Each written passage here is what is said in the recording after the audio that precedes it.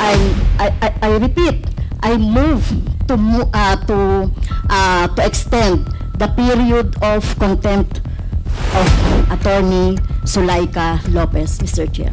Congresswoman Castro. Mr. Chair, may I ask the action of the committee first on my motion, Mr. Chair, before we entertain? We will rule on the motion first. Okay. Is there any second to the motion? Mr. Chair, may I be recognized? Duly seconded. Is there any objection? Mr. Chair, Hearing none, the motion is I was carried. recognized earlier before any action may be taken by the court. The case of... Mr. Chair, I direct the question to you. I am not yet finished my manifestation. Honorable Franz Castro is recognized. Thank you, Mr. Chair. Yun na yung tanong ko sana, no, yung tungkol doon sa, Mr. Chair, yung attempted homicide. Before you continue, the Chair would like to recognize the presence of the Honorable Vice President, Sara Duterte. Please continue. Okay, Mr. Chair, so nakita natin, no, yung melodramatic na nangyari noong, noong weekend, at nakita natin yung kwento ng ating mga, yung ni SecGen, SAA, tungkol doon sa, Mr. Chair, parang merong problema sa audio, Mr. Chair. At nakita natin, Mr. Chair, na talagang taliwas sa mga napanood natin sa social media, doon sa mga reports, yung totoong nangyari.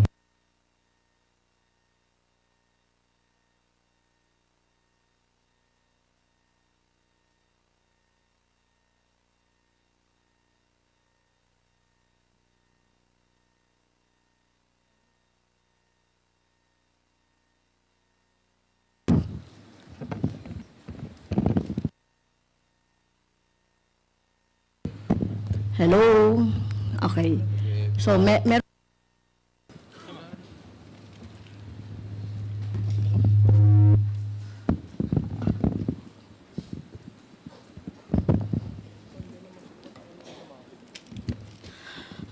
thank you, Mr. Chair. As I've said, no, doon sa mga kwento na napanood natin, sa statement ni BP Sara, at saka sa statement ng COS, ng OVP, so na-realize natin dito, taliwas doon sa kwento nila, yung tunay na pangyayari. Of course, pinatunayan niya nung interpellation ni Representative Swansing at saka ni Congressman Cohun.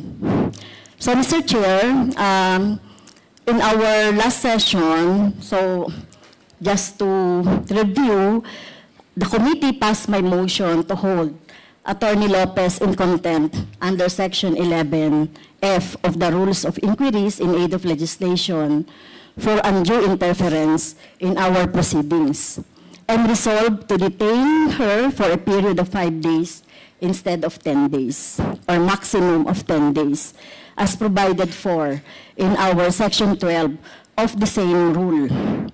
I must stress also, Mr. Chair, that the totality, just you have said a while ago, the totality of Attorney Lopez's acts and conduct warranted a detention of more than 5 days. Considering the totality of her acts of undue interference to the proceedings of this committee and the Congress as a whole,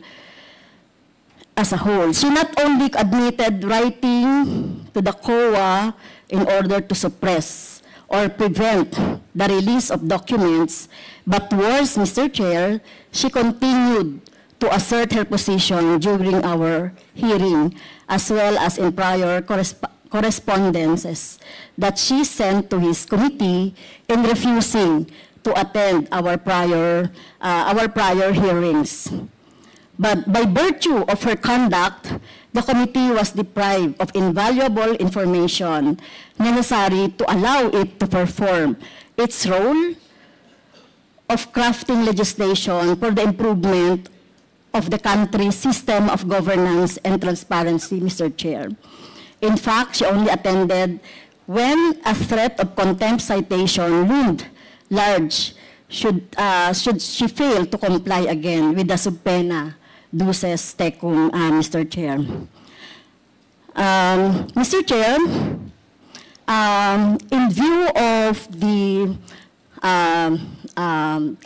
what happened during the last 2 days or so, I would like to consider to move for a reconsideration of our resolution, insofar as it's limited the period of detention for only 5 days.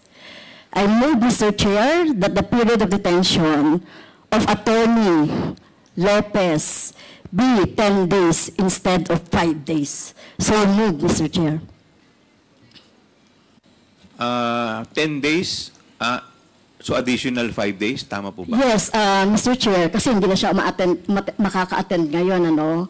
Talagang ano, no, so nakita naman natin sa history nung kanyang evasive attitude, behavior, at itong kinreate niya na sinasabi niya na nagpagsisinungaling niya na hindi naman siya hinaras o hindi naman siya na-barge yung kanyang, yung room ay kasama na po yan. So yung lahat ng mga pangyayari, Mr. Chair. So I repeat, I move to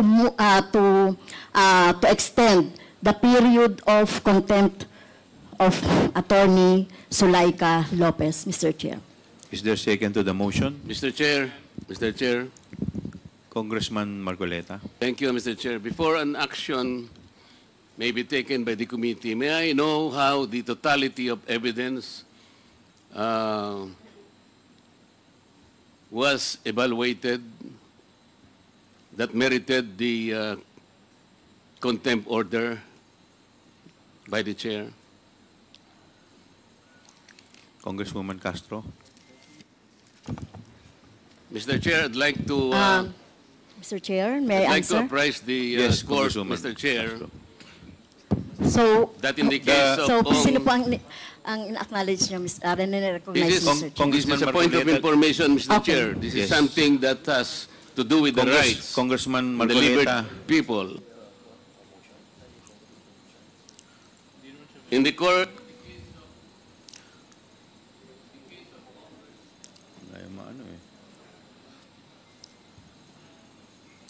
Congressman Marcoleta, let us, the chair recognizes Congresswoman may I Castro. ask, Mr. Please Chair? proceed, Congresswoman Castro. Mr. Chair, may I ask the action of the committee first on my motion, Mr. Chair, before we entertain? We will rule on the Okay, motion first. okay. Is there any second to the motion? Mr. Chair, may I be recognized first? Duly seconded. Is there any objection?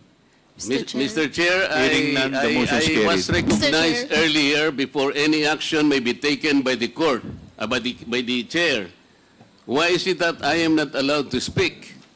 Congressman Marcoleta, there is a pending motion. We just acted Yes, on the but pending before motion that first. motion can be taken up, because this is about the liberty of an individual. May I be heard? Yes, you will be heard, Congressman Marcoleta, but we just acted on the motion. Now, Congresswoman Castro, please, could you please answer the query of Congressman Marcoleta? I have not yet asked the question, Mr. Chair. Okay, I am please trying to continue. explain my point. Please continue, Congressman Marcoleta. Because in the totality of evidence, as stated by Honorable Castro, there is an existing case, Mr. Chair. Ong versus Senate, GR number 257401, which says that the court ruled that the determination of whether a testimony was false or evasive requires an assessment of the totality of evidence presented to determine whether a witness speaks truthfully or merely trying to evade answering the question directly. So I am asking, Mr. Chair, how was the totality of evidence assessed, if ever it was assessed? Ano po yung pinagbatayan? I think we deserve to know how the assessment was made. This concerns the liberty of an individual. Under the Constitution, no one should be deprived of life, liberty, or property without due process of law. I think Attorney Lopez deserves to be heard. Ano po yung assessment na ginawa ng chair o ng committee? Kasi po, ang nabasa ko lang o nakita ko, Mr. Chair, Attorney Lopez wrote the COA explaining the position of the OBP that the audit observation memo is not conclusive, which means, Mr. Chair, Attorney Lopez is merely explaining the nature of an audit observation memo. If I were the lawyer of the OBP, I would have done the same, because I think the very nature of the AOM, it is not final and executory. Why would the COA abdicate its mandate of auditing the transaction or the funds utilization of the OBP? Why would the committee, Mr. Chair, arrogate upon itself the very mandate and responsibility of the Commission on Audit? Article 9D, Section 2, Paragraph 1 of the 1987 Constitution, Mr. Chair, I will read. The Commission on Audit shall have the power, authority, and the duty to examine, audit, and settle all accounts pertaining to the revenue and receipts of and expenditures or uses of funds and property. Mr. Chair, this constitutional provision jibes with Section 25, Paragraph 2 of Presidential Decree 1445 or the State Audit Code of the Philippines, which says, to develop and implement a comprehensive audit program that shall encompass an examination of financial transactions, accounts, and reports, including evaluation of compliance with applicable laws and regulations.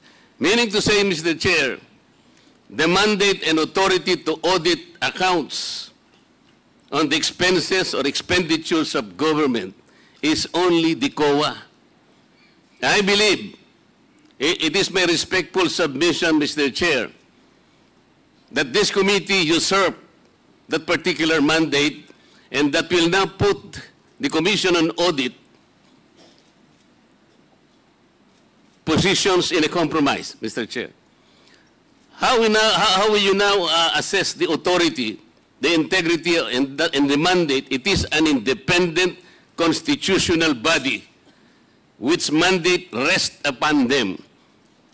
And I think the audit observation memo, Mr. Chair, is still under process by the committee, by the Commission on Audit. Why would we take that responsibility from the Commission on Audit? Why don't we allow the process to proceed and complete that investigation? I am raising a constitutional issue before this committee, Mr. Chair. We cannot arrogate upon ourselves the principal mandate reposed to the COA.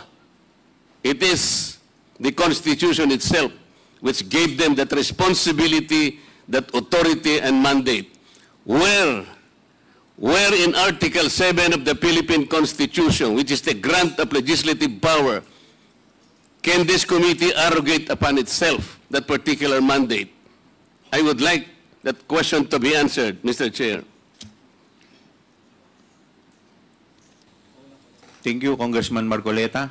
The Chair would like to recognize the Honorable Congressman Paduan. Thank you, Mr. Chairman. Mr. Chairman, just to clear it out with regards to the jurisprudence that's cited by the Honorable Marcoleta with regards to Ong versus Senate, that is true. No, that the resolution of the Supreme Court favors Lincoln Ong, but that is a question of due process because Lincoln Ong was cited in contempt. Now, question the case of Mr. Chair, I direct the question to you. I am not yet finished my manifestation or answer to the query of the Honorable Marcoleta. Mr. Chairman. Mr. Chair, was the Honorable Congressman Marcoleta will be recognized. Mr. Chairman, I have all the right. The question was addressed to